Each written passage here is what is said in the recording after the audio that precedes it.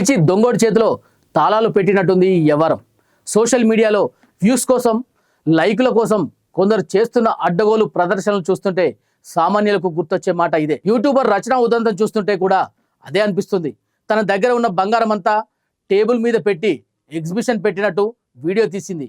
ఆ వీడియో చూసి నెటిజన్లు లైకులు కొట్టారేమో కానీ అదే వీడియో దొంగలకు దోచుకోండి అని గ్రీన్ సిగ్నల్ ఇచ్చినట్లు అయింది. मेरो चांदी में छिपा तू शरीर बताइया लरा सोने की लाइयो. అంతే, ఇక దొంగలు అస్సలు టైం వేస్ట్ చేయలేదు. రచన చూపిన ఆ నగలన్నీ వాళ్లకు కాసుల పంటలా కనిపించాయి. ప్లాన్ ప్రకారమే ఇంట్లోకి చొరబడ్డారు.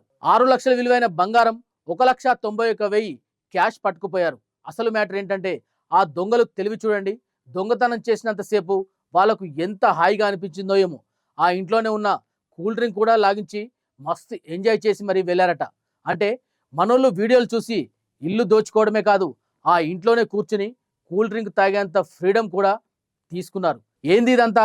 దొంగలారా పదండి, నా ఇల్లు ఖాళీగా ఉంది అని ఆశ పెట్టి వాళ్ళని ఇంటికి పిలిచినట్లేదు. ఇది ఒక రచనా సమస్య మాత్రమే కాదు. చాలా మంది సోషల్ మీడియాలో చూడండి, ఇదిగో నా బంగారం, అదిగో మా బీరువా అంటూ ప్రదర్శన చేస్తున్నారు. మన ఆస్తులన్నీ బయట పెడితే దొంగలకు మన ఇంటర్ అడ్రస్ కార్డు ఇవ్వడమే కదా. పోలీసులేమో గొంతు చించుకొని మరీ చెప్తున్నారు, సోషల్ మీడియాలో వ్యక్తిగత విషయాలు, ఆస్తులు చూపించకండిరా బాబు అని. కానీ ఎవరి మాట ఎవరు వినట్లేదు కదా. లైకులు కొడితే లక్షలు రావచ్చు కానీ జాగ్రత్త లేకపోతే ఉన్నది కూడా ఊడ్చుకుపోతుంది. ఇప్పటికైనా కళ్ళు తెరవండి. మీ ఆస్తులు, మీ నగలు సోషల్ మీడియాలో ప్రదర్శనల వస్తువులు కావు. మీ ప్రదర్శన రేపు మీకే ప్రమాదకంగా మారే అవకాశం ఉంది. దొంగలు చేసిన ఈ దొంగతనంపై మీ అభిప్రాయాన్ని కామెంట్ రూపంలో తెలియజేయండి. మరిన్ని క్రైమ్ అప్డేట్స్ కోసం మా ఛానల్ని సబ్స్క్రైబ్ చేయండి. జై హింద్.